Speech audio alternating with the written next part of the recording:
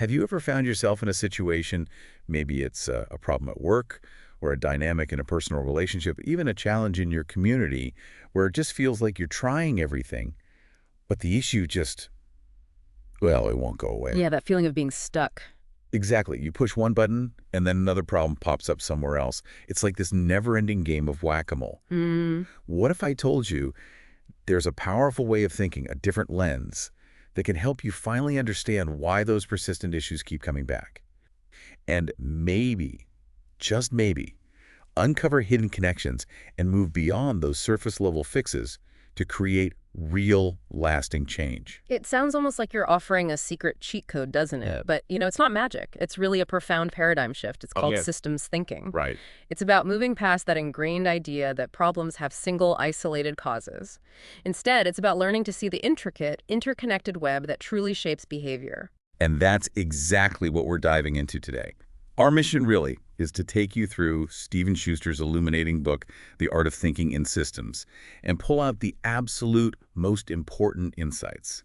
We want to arm you with this new lens, a new way of seeing the world that could, honestly, transform how you approach everything, from your personal finances maybe, to those really complex global challenges we all grapple with. At its heart, a system is just a combination of things. Some are physical, some are abstract, but critically, it's about how they interact.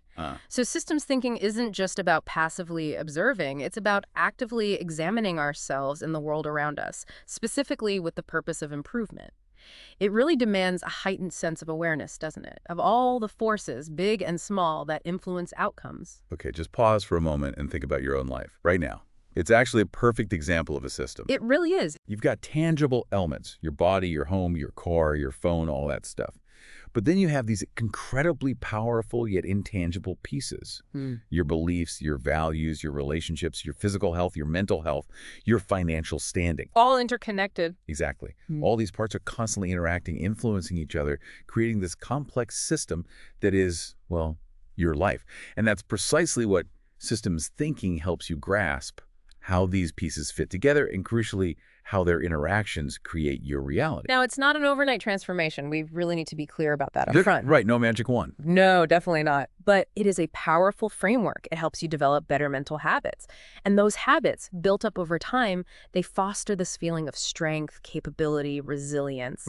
They enable you to tackle even those really stubborn, intractable problems, those seemingly impossible challenges, and actually affect positive change. And ultimately, by addressing root causes, instead of just constantly fighting symptoms, systems thinking saves you a huge amount of time and energy in the long run. Okay, so if that's the promise, let's really dig in. What is systems thinking? And to do that, I want to share this fantastic analogy from the book that really stuck with me. Imagine a teacher, right, trying to explain a complex concept, and they bring in a boomerang. Okay. They take it out of its box, hold it up for the students, and then they throw it. And sure enough, it flies out, turns, and comes right back. As boomerangs do. As boomerangs do. So the teacher asks, what made the boomerang come back? And the kids, with that natural direct cause and effect thinking, they all shout, "You did! You threw it!" Which is a completely understandable initial reaction, isn't it? I mean, our brains are kind of wired to look for that clear, immediate cause. Yeah. The throw, the return, simple, linear. Exactly. So the teacher then takes the empty box the boomerang came in, and they throw the box the exact same way. And what happens? Plop. It flies a short distance. It just drops to the ground. Doesn't come back. The profound lesson here, it wasn't the teacher's hand or the way they threw it that made the boomerang return. It was the boomerang's inherent structure, its design. That design allowed it to operate in that specific way once it was released. And this is just so central to systems thinking. It perfectly illustrates that the behavior we observe isn't always about some external force or a single triggering event. So often, it's about the system's underlying structure. Yeah. When we understand that structure, the way things are put together and how they connect, then we can understand how certain behaviors are either suppressed or, like the boomerang, released. It's really about seeing the design of things. Seeing the design. I love that phrasing. It shifts your perspective immediately, doesn't it? When pioneers like Barry Richmond, who actually coined the term systems thinking back in 1987, described it as the art and science of making reliable inferences about behavior by developing an increasingly deep understanding of underlying structure. Or Peter Senge, in the Fifth Discipline Field book, calls it A way of thinking about and a language for describing and understanding the forces and interrelationships that shape the behavior of systems. What they're really telling us, stop looking for the isolated villain. Stop looking for the single cause. Right. Start looking at the stage, the script, and how all the actors interact. It's less about the what and much more about the how and the why things persist the way they do. Precisely. So let's break that down a bit more. What are the core characteristics of any system? Fundamentally, we're talking about a group of interconnected things, right? Things that display a consistent behavior pattern over time. Consistent pattern, okay. And the key here, this is really important, is that systems are usually the cause of their own behavior. Even when outside forces act on a system, it tends to react in a way that's consistent with its own character, its own structure. If you applied those same outside forces to a different system, you'd likely get a completely different outcome. Yeah, interesting. That consistency is exactly why systems thinking is so useful. It forces us, really pushes us to look beyond just the isolated parts and start considering the connections and relationships between them. That's such a crucial pivot because it's a fundamental departure, isn't it, from how most of us are traditionally taught to think. I mean, Western culture for a long time has really focused on this rational cause and effect model. Absolutely. Break it down. Yeah, break things down into small, digestible pieces, analyze them separately, and try to solve problems as quickly as possible by, taking control of situations.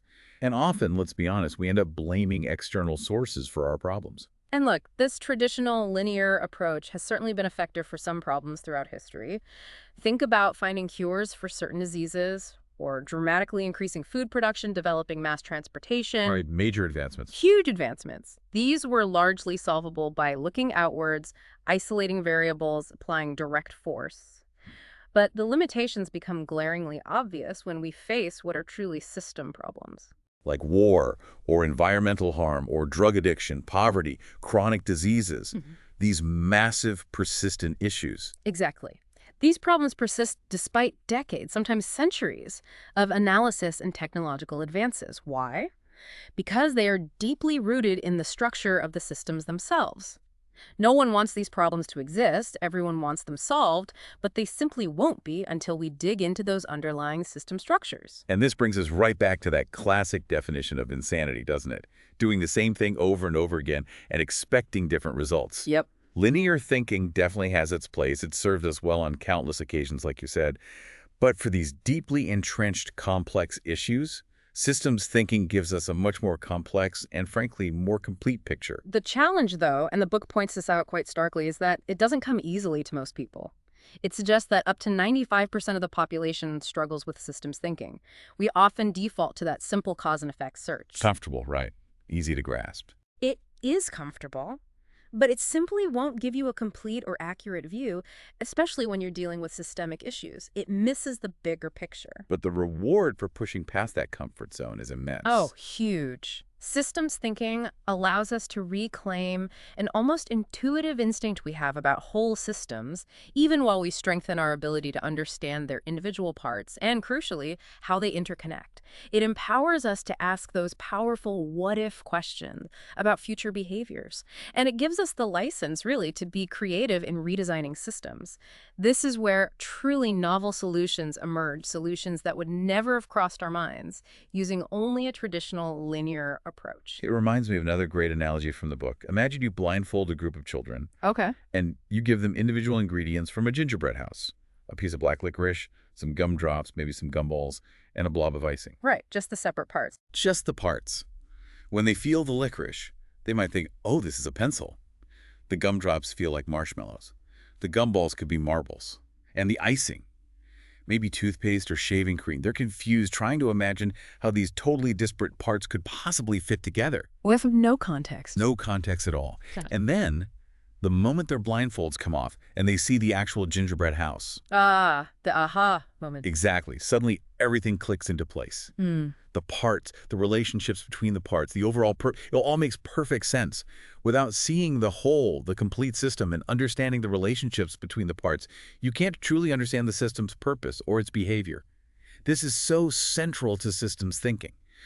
The relationships, the interconnections are crucial, not just the parts in isolation. Couldn't agree more. And that's also why it's so important to state clearly no single thinking method is inherently superior to others. Systems thinking isn't better than linear thinking in some absolute sense. Right? They're tools. They are complementary tools. Think of it like a handyman's tool belt. You wouldn't use a hammer for every single job, right? No matter how much you love your hammer. You need all the tools, screwdrivers, wrenches, saws, to fully appreciate the complexity of the world and tackle different tasks effectively. That's a perfect way to put it. We need that full mental tool belt. Yeah. Okay, speaking of tools and parts, let's talk about the fundamental elements of these systems. The author makes a really powerful point early on. Those who do not learn from history are doomed to repeat it. The classic. And the same can absolutely be said for systems. You can remove a leader from power, for instance, but if you don't actually address and change the system that was in place during their rule, the structures, the incentives, the relationship, the same patterns will likely repeat themselves. A very similar leader might even step into that same position. Nothing truly changes without understanding and altering the system itself. It's why we often see the same challenges cropping up again and again in organizations, right? Even after management changes or reorganizations. Because the underlying system, the way things actually work, hasn't been fundamentally touched. So true. And according to the book, every system, no matter how simple or complex, is made up of three core parts: elements, interconnections, and a function or purpose. Okay, let's start with elements. These are essentially the actors or the parts in the system. They're usually the easiest to identify because many of them are tangible, visible things. Like in your circulatory system. Yeah. The heart, the lungs, the blood vessels. Those are elements. Or a basketball team. Yeah. You've got the players, the coaches, the ball itself, the hoops, the court. Those are all elements. A school has teachers, students, principals, custodians, parents. But while many elements are tangible, they don't always have to be, right? That's a crucial distinction. In a hospital, for example, the desire to help people and save lives is an intangible element, but it's incredibly important. It drives so much behavior. Or, in a neighborhood, a shared sense of pride and community can be a powerful, though intangible, element that influences how people interact and care for their environment. The key, though, is not to get so bogged down in meticulously listing every single tiny component that you lose sight of the overall system and how it functions as a whole. Good point. Don't miss the forest for the trees. Okay, so elements. Yeah. What's next? Next, we have interconnections. These are the relationships and the flows between the elements. Now, the most obvious ones are often physical flows. Like we said, the blood, oxygen, and nutrients moving through your body and the circulatory system. That's a physical interconnection. Okay. But often, and this is where it gets really critical, interconnections are about the flow of information. Ah, information flow. Yeah. This is where things get really interesting, I think, because these information flows are often much harder to see, they're less tangible, but they're absolutely critical to how a system operates. Definitely. The author, as a former teacher, highlights that in their experience, the single most important interconnection for student success wasn't the curriculum or the textbooks, but the teacher-student relationship. The rapport. Exactly. A good rapport allowed for the effective flow of information and learning, even when dealing with difficult concepts. Without that positive connection, that open channel for information, learning often just stopped. Think about how much information flows between people, often implicitly, almost invisibly, in any functioning organization. You see this everywhere once you start looking. Yeah. Think about how you research items before you buy them. Your income, your savings, product availability, prices, consumer ratings, reviews. All these bits of information are flowing and connecting to influence your final buying decision. Or a baseball coach using hand signals from the dugout to the catcher or batter. That's pure information flow dictating the next action.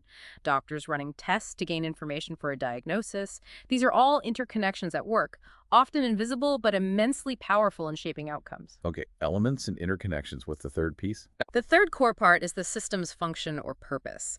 The book makes a slight distinction here, using function generally for non-human systems and purpose more specifically for human systems, as purpose implies intent. Got it. What's absolutely fascinating here, and a real key insight, is that a system's purpose isn't necessarily what's stated in its mission statement or written down in its goals. It's often revealed by the system's actual operation and behavior over time. actions speak louder than words, essentially. That's a huge insight. So a government might publicly say that educating children is a top priority, right? But if it consistently slashes education funding year after year, Then its true purpose, revealed by its actions, its actual behavior, clearly isn't prioritizing education in the way it claims. The behavior tells the real story. or the example of a cat that catches a lizard, but then just plays with it, bats it around, doesn't eat it, its behavior shows its purpose in that moment wasn't hunting for food. Maybe it was practice or boredom or something else. The true purpose is unveiled by how the system behaves. And one of the biggest problems arises when the purposes of the various subunits or actors within a larger system combine in unexpected ways, leading to an unintended, often undesirable, overall system behavior. The example of high-stakes testing in schools is incredibly illustrative of this. The initial intention, presumably, was good. Ensure quality education, maintain uniform standards across districts. Seems reasonable on the surface. Right. But then look at the sub-purposes that emerged. Teachers feeling immense pressure for their evaluations and potential merit, pay tied to scores. Students fearing remediation or failing. School districts wanting high average scores to attract more students or funding. Lawmakers looking to penalize low-performing schools. Parents seeking out schools with the highest test scores. It creates a whole cascade of competing incentives. Exactly. And this combination of sub-purposes created a system where, unintendedly, teachers might feel pressure to cheat, students might cheat, collaboration between schools declines as they compete, and the focus shifts from deep learning to test preparation. It's a classic example of well-intending policy leading to significant negative unintended consequences because the sub-purposes weren't aligned with or even undermined the supposed overarching system purpose of genuine education. A system simply cannot function successfully or achieve its intended goals if its various sub-purposes and the overall system purpose are not aligned and coexisting peacefully. They pull it in too many different directions. So given all that, what isn't a system? Well, it's not just a random collection of items sitting there without any meaningful interconnections or a shared function. Think about a pile of shells washed up on a beach. It's a heap. It's just a heap. It's not a system. They're just there. They aren't interacting in a structured way towards a common goal. Similarly, a brand new business, just starting out, hasn't yet established all the necessary relationships and connections within the broader community or market system. It takes time to integrate and become a functioning part of that larger economic system. It has to build those interconnections. And it's interesting because systems aren't static, are they? They can change, they adapt, they constantly strive to achieve their goals and even protect themselves from threats. The book mentions they often exhibit these resilient, self-fixing, almost human-like qualities. They absolutely do. Which brings us to a really crucial point. Understanding which part of a system has the most impact when it's changed.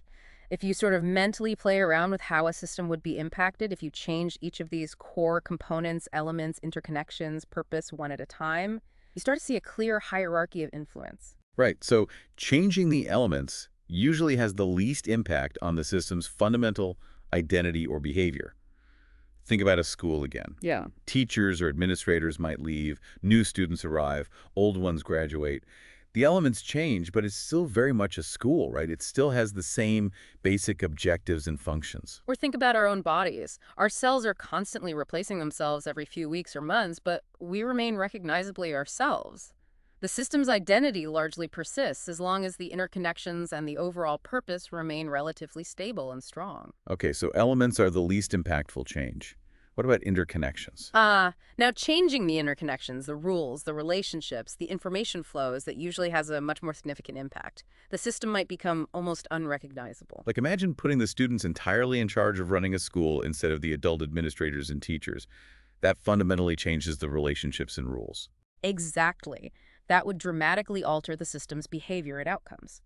Or, if our respiratory system suddenly stopped distributing oxygen effectively to our cells, changing that vital interconnection, we'd start behaving more like, well, plants, wouldn't we?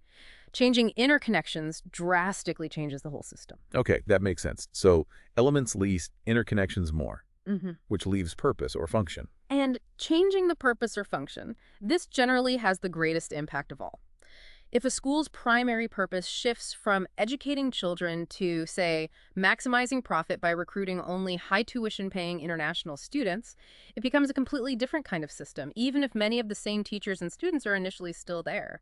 The purpose fundamentally defines what the system is and does. So, to sum that up, While all three parts, elements, interconnections, and purpose are absolutely vital and work hand in hand, changing a system's purpose typically has the greatest leverage, the biggest impact on the system as a whole. Changing the interconnections comes next. And changing just the elements usually has the least transformative effect. Understanding this hierarchy is foundational because it starts to tell you where you might intervene in a system for the most significant change. That's a fantastic way to break it down, and it really reinforces that idea we talked about earlier, the mental tool belt. As we said, there are different types of thinking, and no one type is inherently better than another. They're all useful. They all have their place, depending on the situation we're facing. We shouldn't get stuck relying on just one. Absolutely. So let's quickly run through some of the key thinking styles the book contrasts with systems thinking, just to round out that tool belt idea. First up is linear thinking. This is the traditional cause and effect model we've touched on. One cause leads directly to one effect.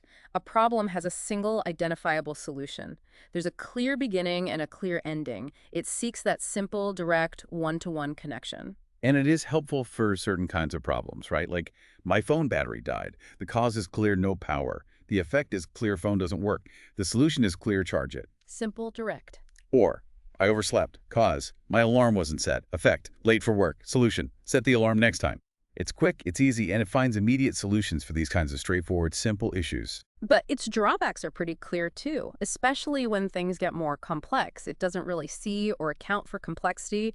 It focuses only on a small piece of a potentially much larger puzzle. And that narrow focus can, as we've discussed, lead to unintended negative consequences down the line because it ignores how that small piece connects to and interacts with the greater system. Okay, linear thinking. What else is in the tool belt? Then there's event-oriented thinking. This is closely related to linear thinking. It basically views life as just a series of events, each with a distinct cause, and the logic follows. If you change the cause, you change the event. Our brains actually kind of like this way of thinking. It feels familiar and simple. Like early humans figuring out cause and effect. Plant crops in spring, harvest in fall. Live near water for drinking. Make tools to hunt better. Exactly. That logical A leads to B thinking. It's the foundation for a lot of basic logic, it's quick to apply, and it's easily understood by others. However, it's really pretty ineffective for tackling complex, modern problems. Today's challenges often have multiple interacting causes, and each of those causes can have multiple sub-causes branching out. Event-oriented thinking simply can't account for these intricate webs of relationships or the unintended consequences that can ripple through a system when you try to alter just one part based on a single perceived cause-event link. Makes sense. Okay. What about creative approaches? That brings us to lateral thinking. This is all about creative thinking, looking for solutions that aren't immediately obvious. It was developed by Edward de Bono back in 1967, specifically designed to counteract our brain's natural tendency to lock into automatic subconscious habits and patterns of thought. Its main purpose is to generate new, innovative ideas in a repeatable, structured way. So when would this be most useful? It's really beneficial when you want to consciously move beyond fixating on a single solution. When you need to expand your thinking patterns, break out of a rut. It's particularly helpful in brainstorming sessions or contexts involving invention or innovation where you need fresh perspectives. Are there downsides? Well, one potential downside of purely lateral thinking is that it might sometimes lack a clear objective or a defined ending point. It embraces the idea that all ideas, initially at least, are given equal weight, even ones that might seem inappropriate or irrelevant at first glance. If not managed carefully within a problem-solving process, this could potentially waste time or even derail progress by exploring too many unproductive avenues. Okay. And then there's critical thinking. We hear that term a lot. Yes, critical thinking. Mhm. This involves objectively analyzing facts to reach a sound judgment. It also often includes a crucial element of self-reflection, thinking about your own thinking, examining your own decision-making process to try and overcome biases and improve the overall quality and efficiency of your cognition. So it's about logic and reason. Very much so. Critical thinking is excellent for finding logical connections between ideas. Critical thinkers don't just accept things at face value, they dig deeper, asking questions, ensuring there's rational thought and solid reasoning behind any information presented or conclusions drawn. It's highly beneficial whenever a systematic, evidence-based approach to problem solving is needed.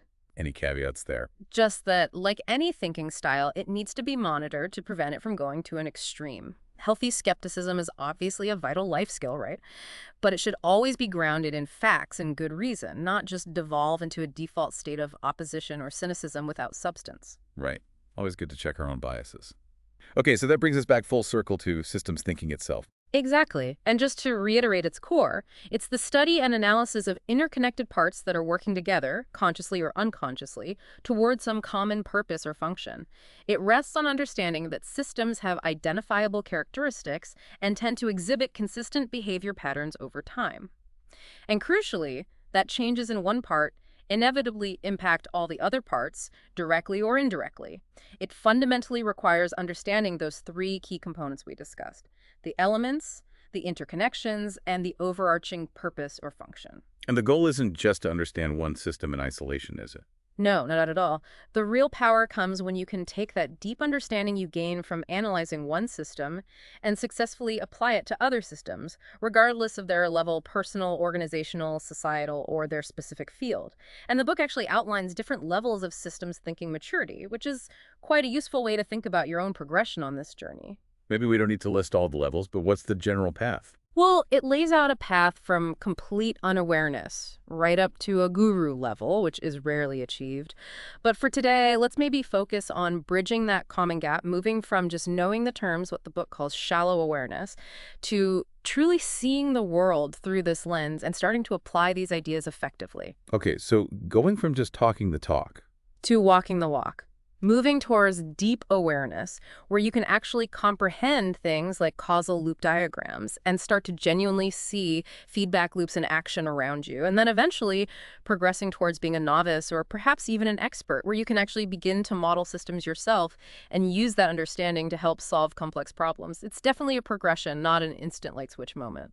And are there resources if people want to go deeper? Yes, the book specifically recommends Peter Senge's classic, The Fifth Discipline, as a great resource for moving beyond shallow awareness towards deep awareness or novice levels.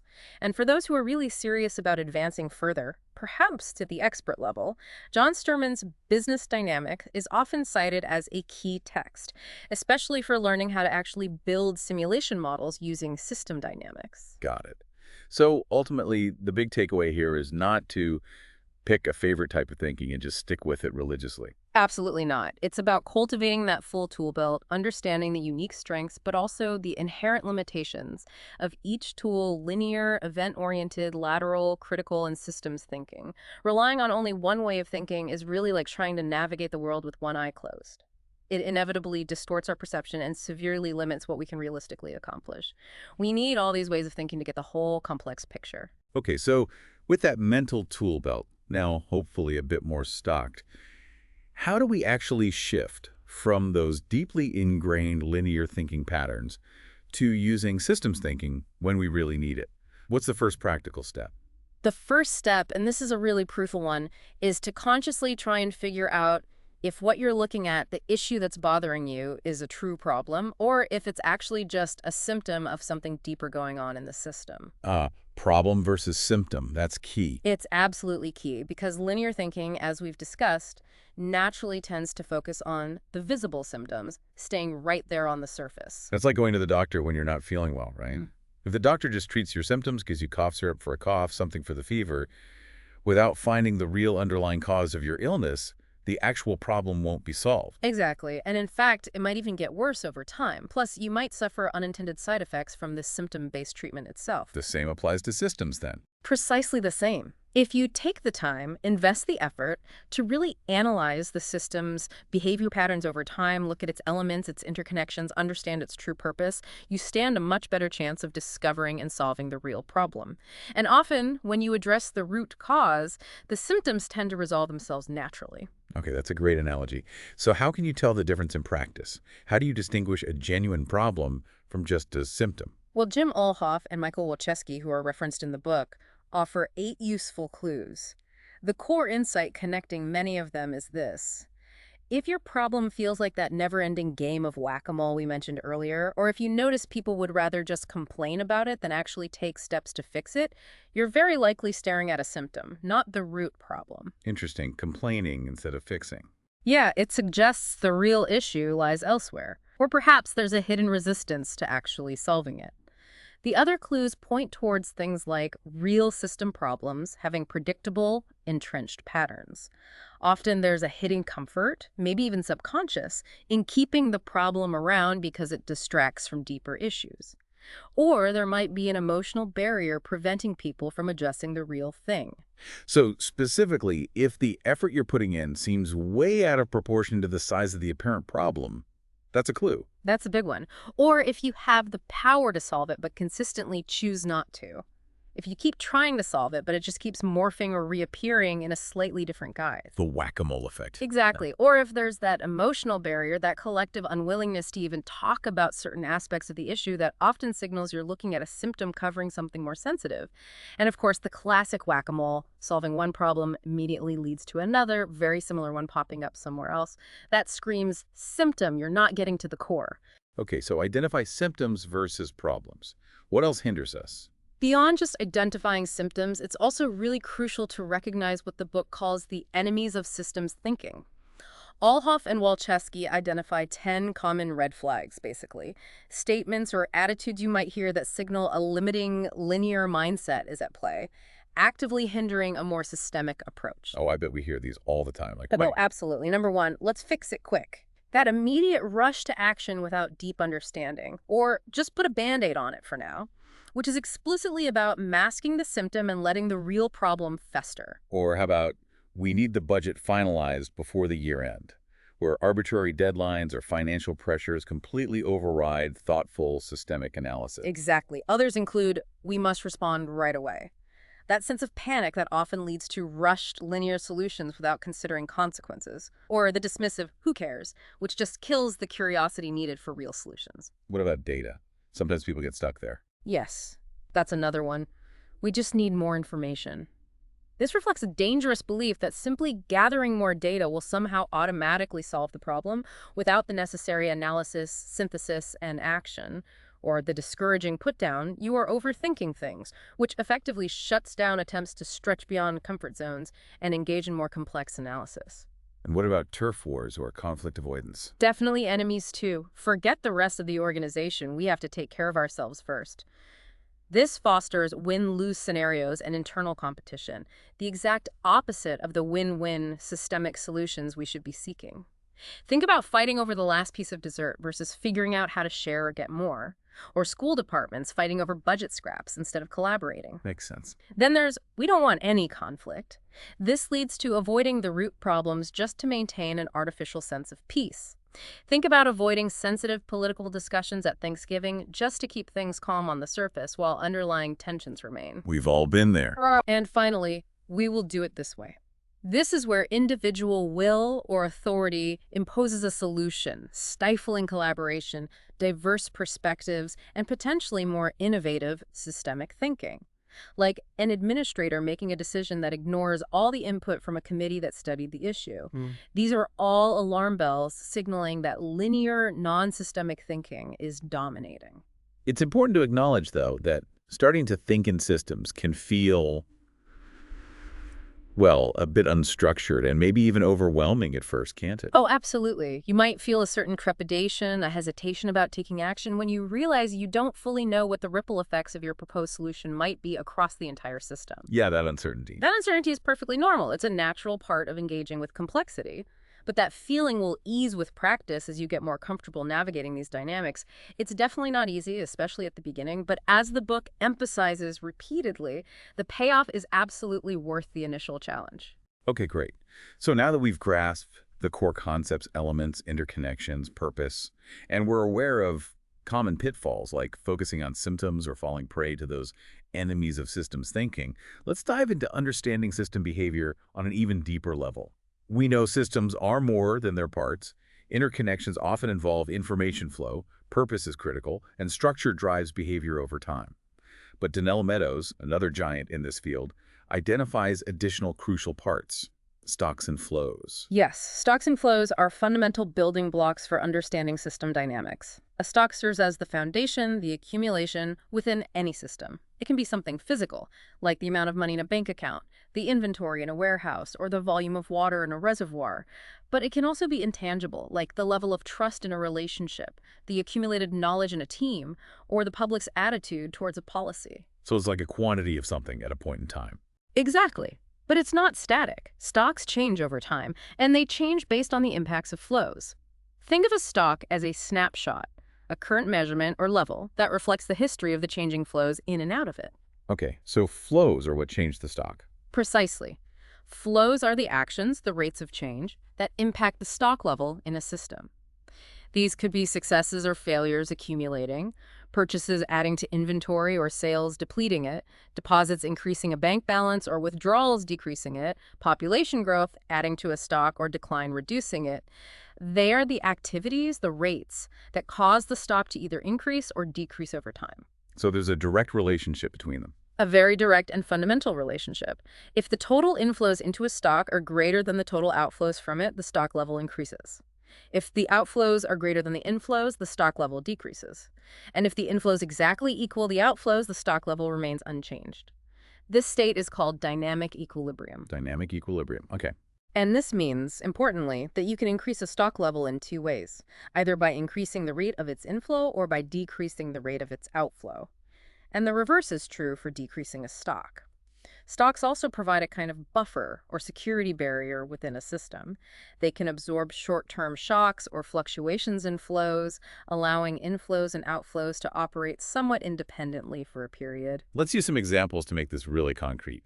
What about employees in a company? Perfect example. The current number of employees in the company is the stock. New hires and recruits coming into the company are inflows that increase this stock. Retirees leaving, people transferring out, resignations or firings are all outflows that decrease the stock. Okay, that makes sense. Or what about something really relatable, like personal weight? Another great one. Your current weight is the stock. The calories you consume each day are the inflow, the calories you burn through exercise, and just your basic metabolic activities are the outflow. If you consume exactly the same number of calories that you burn over a period, your weight stays the same. That's dynamic equilibrium, weight maintenance. If you consistently eat more calories, higher inflow than you burn, lower outflow, your weight increases, the stock goes up. If you consistently eat fewer calories, lower inflow, and burn more, higher outflow, your weight decreases, the stock goes down. And this really highlights that there are two levers to pull, doesn't it? To lose weight, you can either exercise more, increase outflow, or eat less, decrease inflow, or ideally both. Exactly. Both actions affect the balance between inflows and outflows and thus change the stock level. We can see this in environmental goals too, right? Like reducing landfill waste. Absolutely. To decrease the stock of trash currently sitting in landfills, we can either increase the outflow by recycling more, or we can decrease the inflow by reducing the amount of packaging our goods come in, buying less stuff, etc. Same principle. To increase our stock of known oil reserves, we could try to increase inflows by finding new, safe drilling sites, or we could decrease outflows by consuming less oil through conservation and efficiency. It's always about managing that balance of flows. Okay, so stocks accumulate based on flows. What else is important about them? A really key insight about stocks and flows is their different speeds. Flows can often change very quickly. You can decide to eat a big bowl of ice cream right now, or go for a long run in the next hour. Those are rapid changes in flow rates. Yeah, instant decisions. But stocks, the accumulations, react much more slowly. Your weight doesn't instantly drop by 5 pounds after one run, or shoot up after one dessert. Stocks act as buffers, as delays within the system. They are the keepers of the system's momentum, its memory, in a sense. And they reveal a great deal about why a system behaves the way it does over longer periods. So changes take time to show up in the stock. Exactly. Planting a tiny seedling doesn't result in an instant increase in the stock of usable wood. It takes years, decades even. Recovering from a severe drought and replenishing groundwater stocks is a slow process. Reversing the accumulation of greenhouse gases in the atmosphere, the stock causing global warming, is not something that can happen instantly, even if we changed our flows dramatically today. Changes in stocks essentially set the pace, the rhythm of the whole system's dynamics. But understanding that system momentum, that lag time, also offers an opportunity, right? To maybe steer it towards more positive outcomes over time. Precisely. Because people constantly observe stocks consciously or unconsciously to adjust their actions, their flows. We check our bank balance, stock before deciding on a large purchase outflow. Farmers check soil moisture stock before deciding when to irrigate inflow. This shows how flows and stocks are intrinsically connected by information feedback. And that leads us directly to feedback loops, doesn't it? It absolutely does. When you observe a system displaying consistent behavior over time, whether it's stable, growing, or declining predictably, it's highly likely there's a mechanism controlling it. And that mechanism is usually a feedback loop. A feedback loop occurs when changes in a stock level directly or indirectly affect the rates of the inflows or outflows related to that same stock. Okay, let's go back to the bank account example. Yeah. The money in your account is the stock. Right. Now, the amount of interest the bank pays you, that's an inflow, right, is typically determined by the amount of money in the account, the stock. More money, more interest. Uh-huh. Similarly, the bank might charge certain fees and outflow if your account balance, the stock, dips below a certain level. So you see the inflows and outflows aren't necessarily fixed. They change based on the current level of the stock itself. And when you observe your stock, like getting a low balance alert on your phone, you take corrective action, like depositing more money. That's feedback in action. Exactly. That's you closing the loop based on information about the stock. Wall Street brokers do this constantly, right? They monitor stock and bond price levels, stocks, to make decisions about buying or selling flows for their clients. It's all driven by feedback. So are there different kinds of feedback loops? Yes, there are two fundamental types. The first is a reinforcing or positive feedback loop. This is when a change in the stock leads to further changes in the same direction. Like the rich get richer. That's a classic example. Or the bank interest example. More money in your account, stock increases, leads to more interest being paid, inflow increases, which leads to even more money in the account, stock increases further. It's a growth loop, an accelerating loop. It reinforces the initial change. Okay, reinforcing loops amplify change. What's the other type? The other type is a balancing or negative feedback loop. This is when a change in the stock leads to actions or further changes that push the stock in the opposite direction, trying to bring it back towards a target or equilibrium. Like a thermostat. Perfect example. The room temperature stock gets too low. The thermostat feedback mechanism detects this deviation from the target, and it turns the furnace on, increases heat inflow, to bring the temperature back up towards the desired level, or back to the bank account. Your balance stock gets too low, triggering fees, outflow increases stock decrease, and perhaps prompting you to deposit more money, increase inflow, to balance the account and bring the stock back up. Balancing loops seek stability, equilibrium, goal-seeking. And these loops can interact. Oh, absolutely. Systems usually contain multiple reinforcing and balancing loops acting simultaneously. These loops can shift in dominance over time, with the loop that is currently dominant having the most powerful impact on the system's overall behavior at that moment. Understanding which loops are driving behavior is key to understanding the system. So when we're looking at system models or trying to make predictions, how do these concepts help us evaluate them? Well, when you're presented with a system model or a prediction based on one, there are three key questions you should always ask yourself to determine if the model accurately represents reality and is likely to be useful. First, are the driving factors, the key flows and assumptions in the model, likely to actually act as predicted? So questioning the input. Exactly. This isn't about demanding absolute certainty, which is impossible. It's about running different scenarios, exploring a range of plausible possibilities for those driving factors to provide a more robust basis for decision-making, rather than relying on a single, potentially flawed forecast. Okay, question the inputs. What's second? Second, if the driving factors do act as predicted in the model, would the system itself actually react as the model expects? Input predictions themselves and focus on whether the basic behavior pattern generated by the model, the way the stocks and flows interact, seems realistic and consistent with how you understand the real-world system to work. Does the simulated behavior make intuitive sense? Got it. Check the internal logic. And third, And third, and perhaps most subtly, what is the guiding force behind the driving factors themselves? This means digging deeper to examine what truly controls the inflows and outflows in the model. Are they genuinely independent external factors, or are they actually influenced by other parts of the system itself, perhaps through feedback loops that haven't been fully captured in the model? You need to distinguish truly independent variables from those that are actually embedded within and influenced by the system structure, looking for those hidden influences. That's crucial for not missing key dynamics. Now, you mentioned delays earlier, with stocks reacting slowly. How do delays fit into this picture more broadly? Delays are absolutely critical components of almost all systems, and failing to account for them is a major source of error. The book gives a great detailed example of a retail clothing store buyer trying to manage inventory. Okay, walk us through that. So, the buyer constantly monitors inventory levels, the stock, sales figures, and outflow, and places orders for new clothes and inflow. But there are several inherent delays in this process. First, there's a perception delay. The buyer doesn't, and shouldn't, react instantly to every single little blip in daily sales. They intentionally average sales data over a period of time to distinguish real emerging trends from just random temporary fluctuations. As they wait to see a pattern. Right. Then, once it seems clear that more of a certain item is needed, there's often a response delay. The buyer typically doesn't place one massive order immediately. They might make smaller partial adjustments to their orders over several weeks or months to confirm that the perceived trend is real and sustainable before fully committing. They hedge their bets. Makes sense. Manage risk. And finally, even after the order is placed, there's a delivery delay. This part is largely out of the buyer's direct control. It involves the time it takes for the supplier to process the order, manufacture the goods if necessary, and then ship them to the store.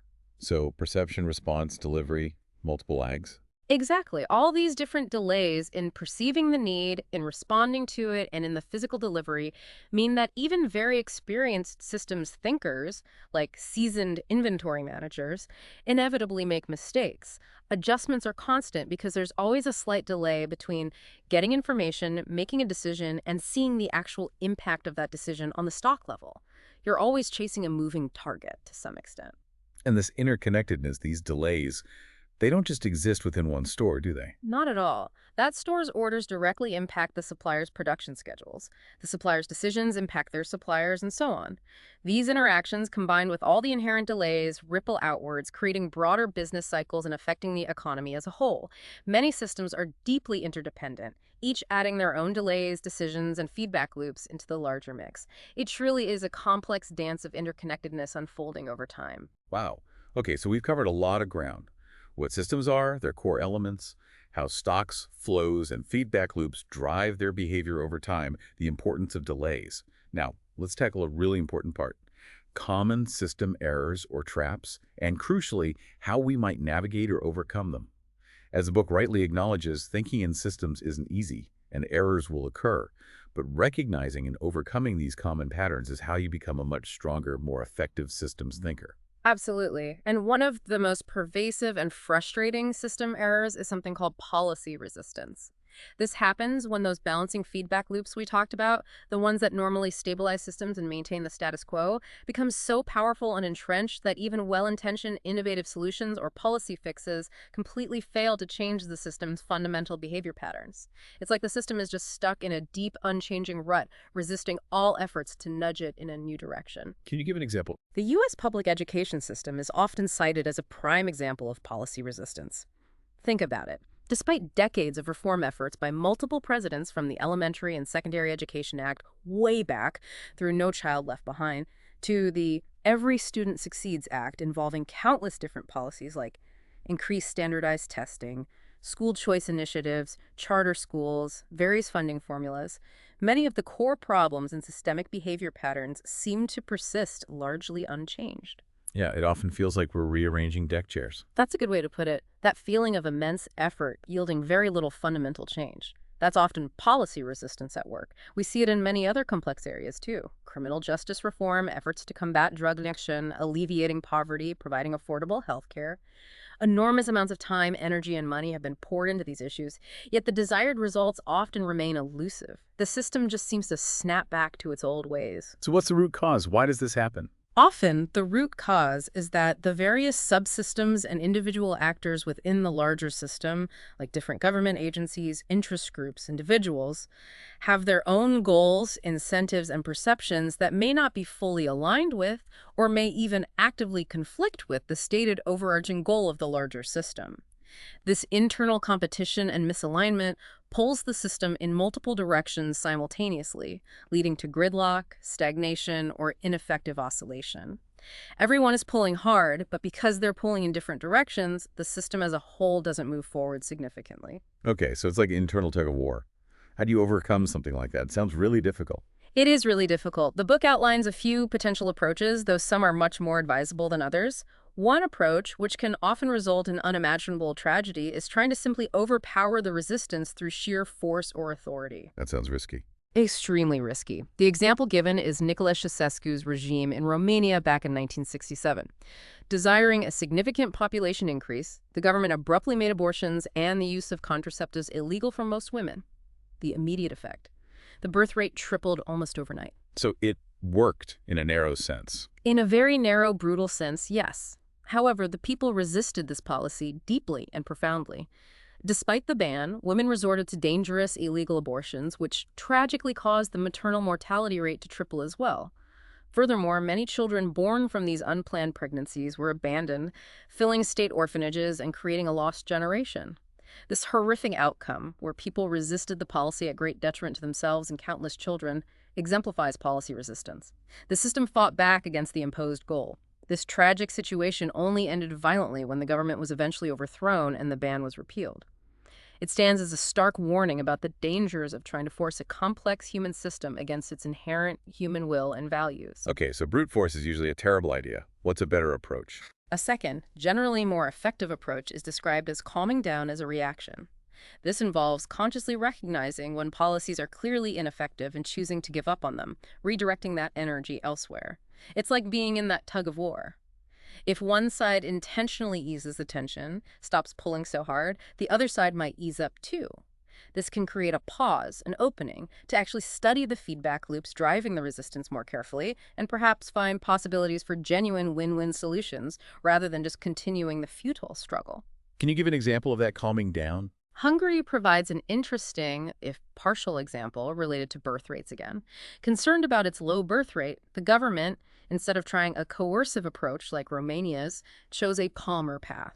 They conducted research and identified factors like cramped housing conditions as contributing to smaller family sizes. So they enacted a policy aimed at providing families who chose to have more children with access to larger, more suitable living spaces. While the success was only partial, it demonstrates a more nuanced, less forceful method, trying to understand and gently influence contributing factors rather than imposing a direct mandate. Okay, that seems more reasonable.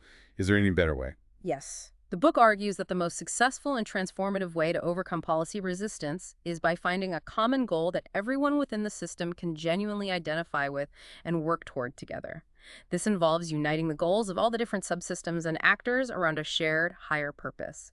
When this happens, it can be incredibly powerful and lead to profound, positive change. Where do we see examples of that? We often see glimpses of this in history during major crises like natural disasters or wartime, when people tend to put aside their individual differences and unite for the common good or survival. But a more proactive example comes from the Swedish government's approach to its own low birth rate back in the 1930s. What do they do differently? Instead of trying to force people to have more children or just offering narrow incentives, the government engaged in a broad societal dialogue and found common ground with its citizens around a shared value, ensuring that every child born was genuinely wanted and would be well cared for, regardless of the ideal family size.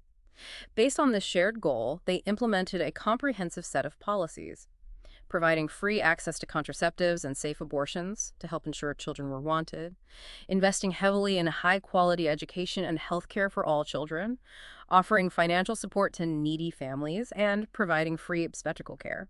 This approach fostered trust and collaboration between the government and the people, aligning everyone around a common purpose for the greater good, rather than getting stuck fighting over conflicting sub-goals. It let go of trying to control the outcome directly and focused on creating supportive conditions. That's a powerful example of finding common ground. Okay, another common system error the book discusses is drift to low performance. What's that about? Drift to low performance. Think of this as the ultimate, insidious, self-fulfilling prophecy playing out in a system. It's when the system's performance gradually, almost imperceptibly, declines and worsens over time. The core idea is captured in the phrase, "Wherever you set the bar, eventually you will rise or fall to meet it." In this case, the bar slowly lowers and performance follows it down. It's not like a sudden crash then, more like a slow erosion.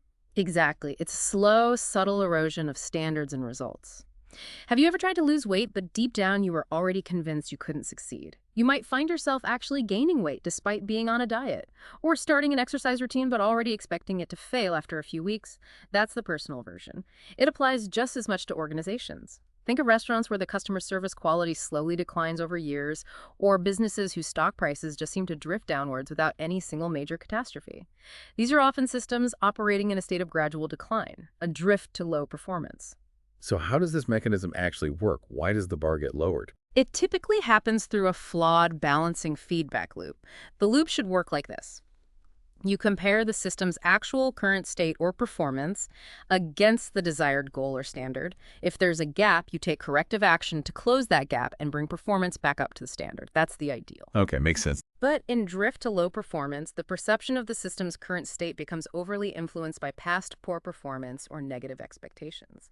People start believing the negative news more readily, dismissing positive results as mere flukes or temporary anomalies. This negative perception then subtly influences the goal itself. The standard starts to slip downwards. Excuses are made. Well, we did as well as could be expected given the circumstances. This effectively narrows the perceived gap between the now lower goal and the poor actual performance. Because the gap seems smaller, the pressure or motivation for strong corrective action decreases. Less action leads to continued or worsening poor performance. This gradual erosion often goes completely unnoticed in the short term until the lower standards and performance become deeply entrenched and accepted as the new normal. Wow, that's sneaky. So how do you fight that? How do you fix that kind of drift? There are two main strategies suggested to counteract drift to low performance. First, you need to maintain absolute standards. Have unwavering goals that don't get dragged down by temporary dips in performance. Think about potty training children. Despite the inevitable accidents and setbacks, the fundamental expectation remains the same. Eventually, they will use the potty reliably. The standard isn't lowered just because progress isn't linear. Okay, hold the line on standards. What's the second way? Second, you can set your goals based on the best performance achieved in the past, rather than letting current or recent poor performance define your expectations. This frames poor results as temporary setbacks that the system can and should overcome because it has performed better before. This approach actually creates a positive reinforcing loop. Seeing the potential based on past success encourages harder work and smarter strategies to get back there, leading to better results, which further reinforces the belief in high standards. This can lead to the opposite effect, drifting toward better performance. This sounds like it applies directly to relationship problems too. Oh, absolutely. If a couple finds themselves constantly fighting and criticizing each other, instead of communicating constructively to get to the root of problems, a negative reinforcing feedback loop, a drift to low performance in the relationship is almost certainly at work. You start to expect more fights, and lo and behold, you get them. The standards for interaction slowly erode. Yeah, if you've ever reached that point where you're almost afraid to say or do anything because you're convinced it will just spark another argument, no matter your intentions, that's this loop in action, isn't it? Precisely. The book shares a personal anecdote about the author having an argument with visiting in-laws, where even a genuinely helpful act like cleaning the kitchen was misinterpreted as an insult or criticism purely because of the negative feedback loop they were all caught in at that moment. The solution they found was to consciously step back, make an effort to see the best intentions in each other, and understand that both partners, or parties, are usually trying to solve problems, albeit perhaps in their own clumsy or misguided ways. By intentionally maintaining steadfastly high standards for the relationship itself, respect, kindness, assuming good intent despite the temporary dips in performance, the arguments, they were able to break the negative cycle and get back on track. Maintain the standard for the relationship. That's powerful. Okay. What's another major system trap? Another really common and often destructive system trap is escalation. Merriam-Webster defines escalate as an increase in extent, volume, number, amount, intensity, or scope. In systems terms, escalation happens when you have a reinforcing feedback loop where two or more actors are competing and each one tries to get ahead of or react to the other, leading to a continuous upward spiral. It sounds like it could be good or bad, depending on what's escalating. Exactly. Escalation can actually be positive when it's tied to a desirable goal. Think about cell phone companies constantly competing to introduce the next big technological advancement. That competitive escalation leads to better phones for all of us. Hmm. Or different research labs competing intensely to find cures for diseases like cancer. That kind of escalation speeds up the entire system toward a positive outcome. But it can also be incredibly negative, right? Oh, profoundly negative. When escalation goes wrong, it can erode relationships, breed mistrust and hatred, slow systems down, and actively impede important goals. The Cold War arms race between the US and the Soviet Union is perhaps the starkest historical example of negative escalation. Each side kept accumulating more nuclear weapons, ostensibly for protection or deterrence, but each side's buildup was viewed by the other as an increased threat, which then prompted the other side to build up even more. It was a terrifying reinforcing feedback loop with potentially devastating global We consequences. see less dramatic versions too, like in political campaigns. Absolutely. One candidate makes a negative attack or smear against the other. The other candidate feels compelled to respond with an even harsher counter smear. This escalates, and often the result is that voters lose trust and faith in both candidates and the political process itself. It undermines the system it's supposed to serve. What about in business or economics? You see it there all the time, too. Imagine two hot dog vendors on the same street corner. One lowers their price slightly to attract more customers. The other vendor sees this and feels forced to lower their price even further to compete. This can quickly lead to a price war where profit margins shrink drastically for everyone involved. That's negative escalation. But it can go the other way too, like with premium products. Yes, it can escalate upwards in price and features as well. Think about Apple consistently making innovative, high-priced iPhones. Competitors feel pressure not just to match features, but also to increase their own prices and try to outdo Apple in perceived quality or status. Or consider the bodybuilding industry. There's constant development and marketing of new supplements and techniques promising ever bigger muscles, driving escalation in that arena.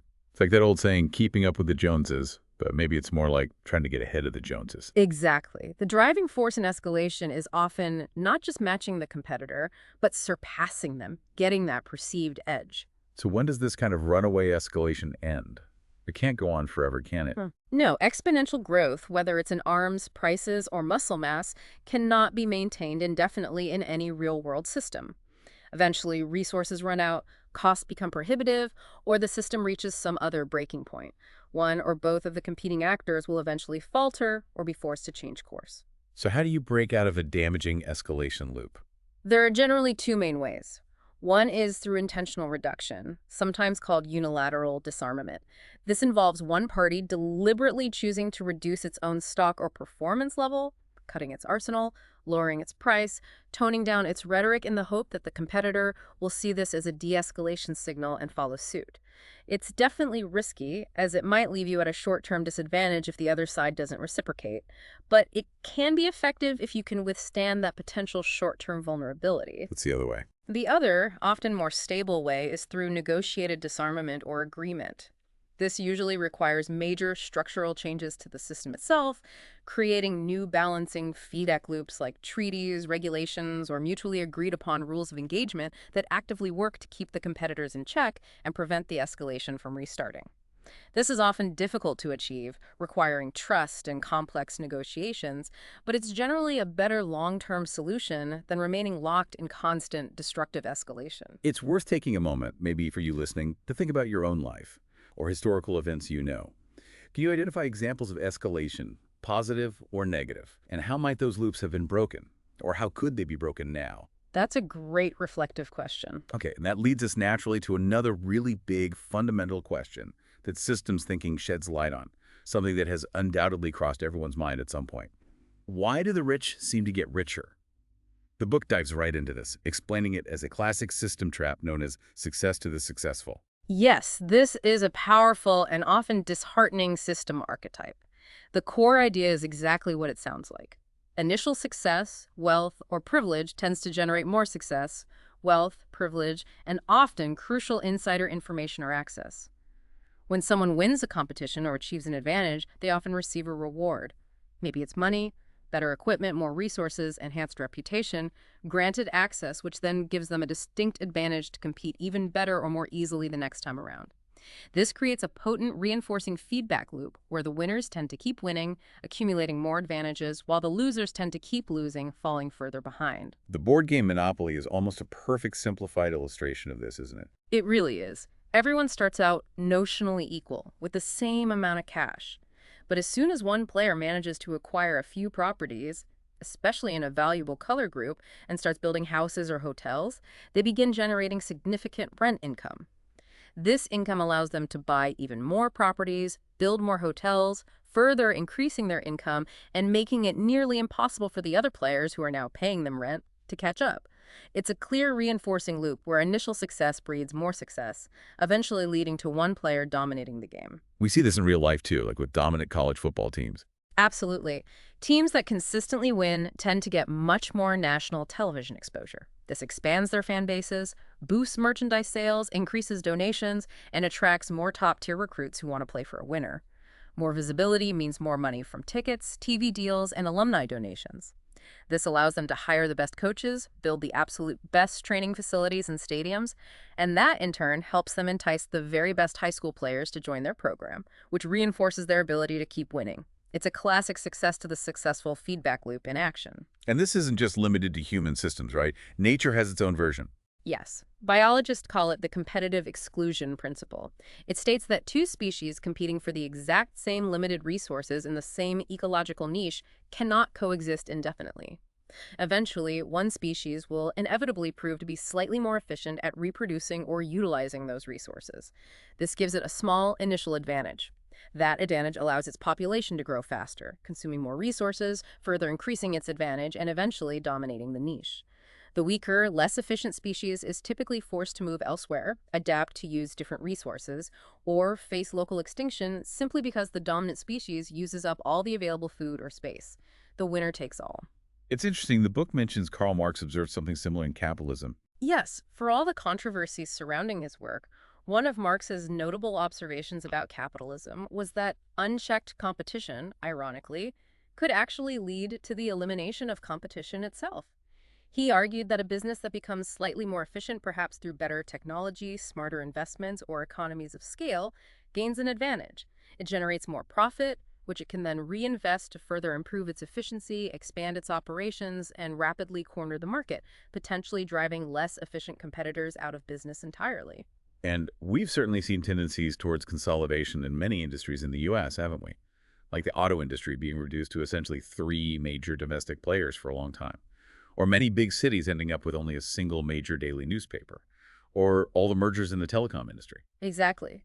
Things like antitrust laws are essentially balancing feedback loops imposed by government specifically to counteract this natural success to the successful tendency and prevent single companies from becoming too dominant and eliminating all competition, which is generally seen as unhealthy for the overall economic system. And the flip side of the rich get richer is also often true, isn't it? The poor tend to get poorer, or at least remain trapped. Sadly, yes. Ah, It often functions as the mirror image, another powerful reinforcing feedback loop working in the opposite direction. Kids from disadvantaged backgrounds often have access to lower quality schools and fewer educational opportunities, which can lead to lower paying jobs and limited income potential as adults. right, limiting their options from the start. And then, with lower incomes and perhaps less stable employment, they struggle to qualify for loans for things like starting a business or buying a home. Or if they do qualify, they often face disproportionately high interest rates, making it harder to build wealth. They're more likely to be renters, paying money to property owners, essentially playing that real-life Monopoly game from the losing side. What about taxes and costs? They often end up paying a greater percentage of their limited income in taxes, like sales taxes or payroll taxes, and on essential healthcare costs, while wealthier individuals might have access to legal teams to find tax loopholes or accountants to manage investments, and can lobby government for tax breaks that benefit them. The poor often pay higher per-piece prices for everyday goods because they can't afford to buy in bulk like wealthier households can. They are also disproportionately affected first and worse by things like environmental pollution or chronic diseases linked to poor nutrition or stressful living conditions. And they may be forced into dangerous, low-paying jobs or live in high-crime areas with fewer opportunities and amenities. This cycle becomes deeply entrenched and can persist across generations, making it incredibly difficult to break out of. It sounds incredibly difficult. So how do you break out of this success to the successful trap, whether you're on the losing side or trying to prevent monopolies on the winning side? Well, there are several strategies systems thinkers consider. One is to actively move, adapt, or evolve. For businesses facing a dominant competitor, this might mean diversifying into new products, services, or markets where the competition isn't as fierce. Find a different niche. Okay, change the game. What else? You can introduce or strengthen other feedback loops that counteract the reinforcing success loop. As we mentioned, antitrust laws are a prime example of a balancing loop designed to prevent monopolies and keep the playing field somewhat level. What about resetting things? Sometimes you need a way to periodically reset the button or level the playing field again. Think about golf handicaps, which deliberately give less skilled players an advantage to make the competition fairer. Or simply starting a brand new game of Monopoly wipes the slate clean. In society, this might look like progressive taxation or inheritance taxes aimed at reducing the intergenerational transfer of massive wealth advantages. And what about direct support or redistribution? Yes, implementing various forms of redistribution or assistance measures is another common strategy. This could include things like school choice programs or scholarships targeted at disadvantaged students to give them access to better opportunities, higher marginal tax rates for the wealthiest individuals or corporations, encouraging charitable donations, providing public welfare programs, unemployment benefits, or food assistance, supporting labor unions to increase workers' bargaining power, or offering subsidized health care or housing assistance. So fundamentally, it's about finding ways to consciously limit the built-in advantages of the powerful and perhaps redirect some of those advantages or resources to those without power. Exactly. Or finding ways to structure rewards for winners such that those rewards don't disproportionately impact their ability to win again in future competitions. It's about intentionally designing balancing loops to counteract the potentially destabilizing effects of unchecked reinforcing success to the successful loops. This is fascinating, and it shows how systems thinking isn't just for analyzing global economies or large organizations. It's profoundly insightful for understanding our personal relationships too, especially romantic ones. Absolutely. Because traditional linear cause and effect thinking in relationships often leads directly to blame, doesn't it? You caused this fight. If you hadn't done X, I wouldn't have done Y. Yeah, the blame game. The blame game. And as we know, it's a very human tendency to attribute multiple complex events to a single, simple cause, often turning our partners into the designated villains. But systems thinking offers a different path. And this is where systems thinking offers real hope, I believe. It helps us overcome that ingrained tendency to look for victims and villains in our relationships. Why? Because it reveals that events usually have multiple interacting causes and are often driven by reinforcing feedback loops. Event A might indeed contribute to causing event B, but event B might also be feeding back and contributing to causing event A or making it worse. This more complex, nuanced way of thinking helps us better navigate the inherent complexities of relationships, reducing the inclination to just assign blame and foster resentment or contempt. Speaking of contempt, the book brings in Dr. John Gottman's famous research on marital stability and his four horsemen of the apocalypse for relationships. These are communication styles he found predict divorce with disturbingly high accuracy. Yes, and the insight here from a systems perspective isn't just about what these four horsemen are, but what their presence reveals about the systemic breakdown happening in the relationship's communication system. Okay, so what are they? Quickly. The first horseman Gottman identifies is criticism. This goes beyond a simple complaint about a specific behavior. It becomes an attack on the partner's core character, leaving them feeling attacked, rejected, and hurt. It often opens the door for the other horsemen to write in. Sounds damaging. What's next? Next, and perhaps most toxic, is contempt. This involves mean-spirited communication, things like sarcasm, cynicism, name-calling, eye-rolling, mockery, hostile humor. It signals disgust and superiority, making the recipient feel despised and worthless. Gottman considers contempt the single most significant predictor of relationship demise and stresses it must be eradicated. Wow. Okay, third. The third is defensiveness.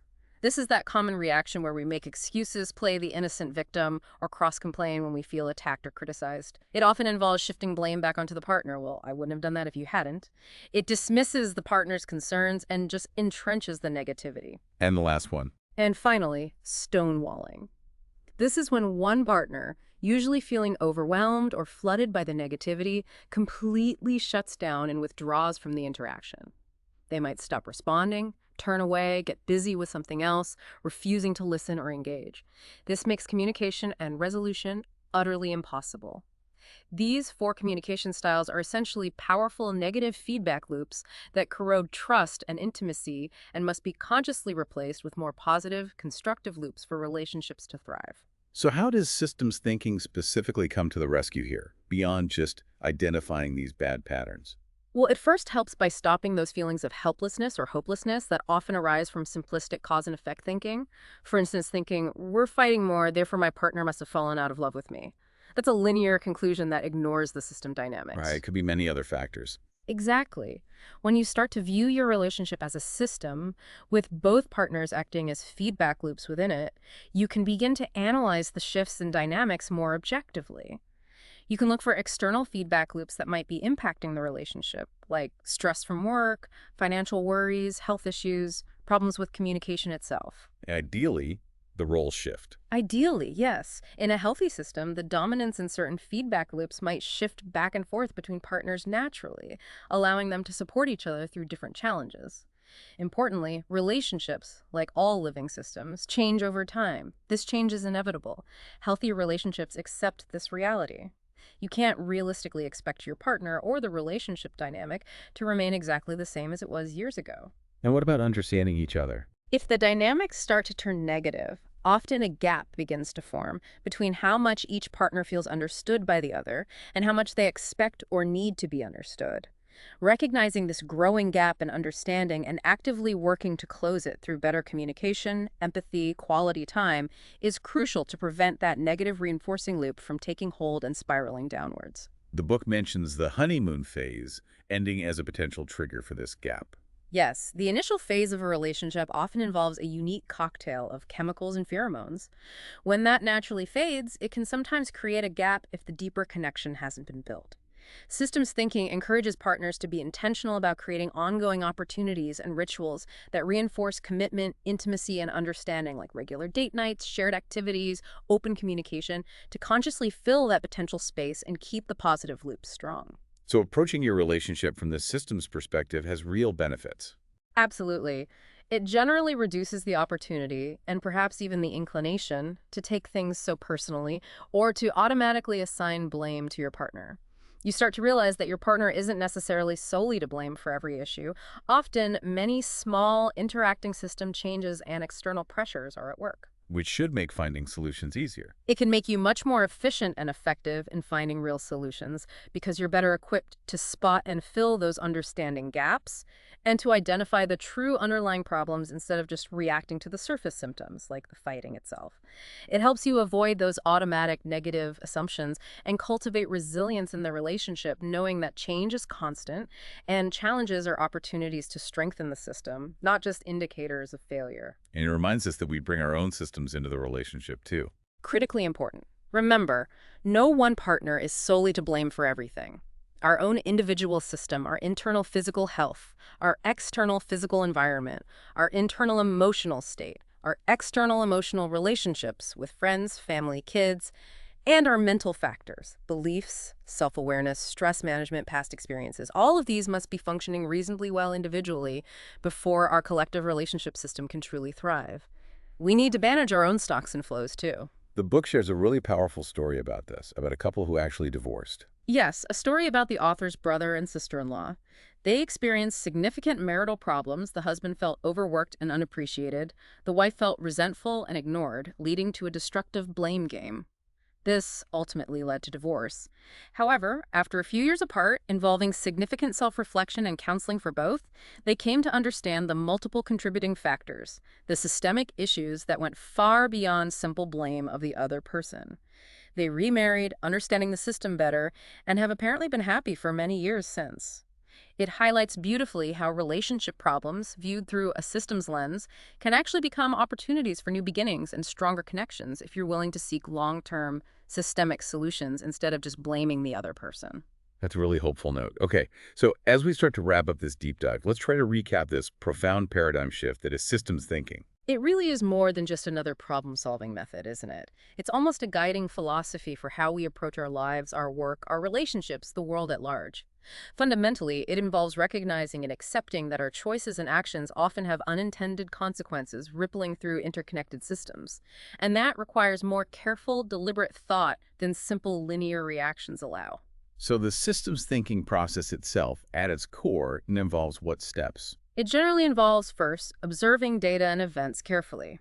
Second, looking beyond those isolated events to identify patterns in behavior over time. Third, uncovering the underlying structures, the elements, interconnections, feedback loops, delays that are likely driving those recurring patterns. Fourth, studying and, where necessary, changing those unhelpful structures to achieve better outcomes. And throughout this process, it requires maintaining a sense of curiosity, being open to varied and perhaps unexpected solutions, and having the courage to choose the best long-term solution for the whole system, even if it's not the easiest, quickest, or most popular option in the short term. And why should we bother putting in this extra effort? What's the real power here? Why use systems thinking? Because knowledge is power. It genuinely expands your thinking, opening up possibilities for solutions you might never have considered otherwise. It allows you to make more informed choices while also helping you accept the reality that no single perfect solution usually exists in complex systems, and every choice will likely have trade-offs and impacts on other parts of the interconnected whole. Ultimately, it increases your awareness of the likely impact of your choices, helping you to anticipate and hopefully limit negative unintended consequences. And when is it most critical to pull out this systems thinking tool from our mental tool belt? You'd want to use it especially for important concerns, things that really matter. It's particularly well suited for problems that have occurred repeatedly and have a history. You can study those persistent, nagging issues, and it's almost essential when past attempts at solutions, likely based on linear thinking, have consistently failed. Those situations are prime candidates for a deeper, systemic approach. Okay, makes sense. And how do we actually use it in practice? What are some concrete actions? Start by asking new kinds of questions. Consciously break free from the blame game, whose fault is this, and instead ask things like, what are we missing here? Or what crucial interconnections don't we understand about this problem? Then actively look beneath the surface, go beyond just reacting to events, and analyze the behavior patterns over time, trying to map out the underlying structure driving them. And talk to people involved. Absolutely crucial. Speak with everyone involved in the system, or at least a representative sample, to get all the different viewpoints. Remember, everyone initially sees the problem through their own unique lens, influenced by their position in the system. Gathering these diverse perspectives is essential for building a complete picture. And then, importantly, keep everyone updated as understanding evolves to ensure alignment and shared understanding. What about visualizing things? Using visual representations like simple causal loop diagrams, even just sketching arrows on a whiteboard showing influences, can be incredibly helpful. Start small, keep them simple initially, and only add details as needed. These diagrams can often reveal previously unnoticed connections or feedback loops between different parts of the system. And don't worry too much about getting the diagram perfect or right at first. If it accurately reflects the group's current perception of how things work, it's already serving a valuable purpose in making thinking visible. As we close out, what are some of the key lessons learned that systems thinking offers us? There are so many, but here are a few big ones. First, remember that systems often function exactly as they are designed, even if we don't like the results. If a system isn't performing as you expect it to, it might actually be performing perfectly according to its actual underlying design and purpose, which might be different from its stated purpose. So if you want different results, you often need to change the design, the structure, or the purpose. Think about that job interview example. If you don't get the job, perhaps the interview system was actually functioning perfectly as a system for improving yourself and preparing you for the right job later on. It served a different purpose. That's a great reframe. What else? Second, remember that problems are almost always interconnected, rarely isolated. If your garden vegetables aren't growing well, it's seldom just about the amount of water. It could be the soil quality, the amount of sunlight, the quality of the seeds, the temperature, insect pests, even the elevation. Be open to multiple interacting causes and potentially multiple leverage points for solutions. Value feedback. Third, absolutely value feedback. See it not as criticism, but as invaluable learning opportunities. Engaging with feedback, even when it's difficult, improves your analytical skills, your self-awareness, and your understanding of the system. Fourth, always account for delays. Results in complex systems are rarely instantaneous. Yeah. Don't jump to the conclusion that your intervention isn't working just because you don't see immediate results. Allow sufficient time for changes to propagate through the system and take hold. Avoid getting discouraged prematurely. And minimize those unintended consequences. Fifth, yes. Rushing in to fix symptoms without taking the time for systems thinking is a primary cause of making situations worse through negative unintended consequences. A thoughtful systems approach, considering the potential ripple effects, helps you minimize or ideally avoid those harmful outcomes. Sixth, learn from history and recognize recurring patterns, often called systems archetypes. Many problems we face today have structures and dynamics very similar to systems that have played out many times before. Recognizing these common patterns like escalation or drift to low performance or success to the successful helps you quickly spot dominant behaviors and potential leverage points, bringing the strength of past experience to bear. And finally, And seventh, remember that the most effective place to intervene in a system, the point of highest leverage to achieve the best results, is often far from where you initially expect it to be and frequently counterintuitive. Keep an open mind about where the real power lies to change the system's behavior. The healthcare system shift we mentioned earlier, moving from blaming individual doctors or nurses for medical errors to evaluating and improving the systems, like medication labeling, staffing levels, communication protocols, that led to those errors, is a prime example of finding higher leverage points by looking at the whole system. They moved from punishing individuals, low leverage, to redesigning the system, high leverage, encouraging honest error reporting and a blame-free environment, which led to standard practices like error reporting systems, surgical checklists, and patient safety guidelines that have saved countless lives. that's a powerful real-world impact. It really shows that systems thinking, when it's truly embraced for its benefits and its lessons, is an incredibly powerful way of thinking with immense potential to positively impact our lives, our organizations, and our world. It's clearly a major paradigm shift, and like you said, it won't come easily or immediately. But with time, with conscious practice, you absolutely can become a more effective systems thinker. It's really about equipping yourself to approach the complex problems and opportunities in your own life, your businesses, your relationships, with far greater insight, agency, and power. So perhaps a final thought for you to ponder as you go. If every persistent problem you face is actually a system performing exactly as it was designed, what one design flaw in a system you care about are you now ready to truly investigate and perhaps begin to change? We're confident you're now better equipped for that important journey.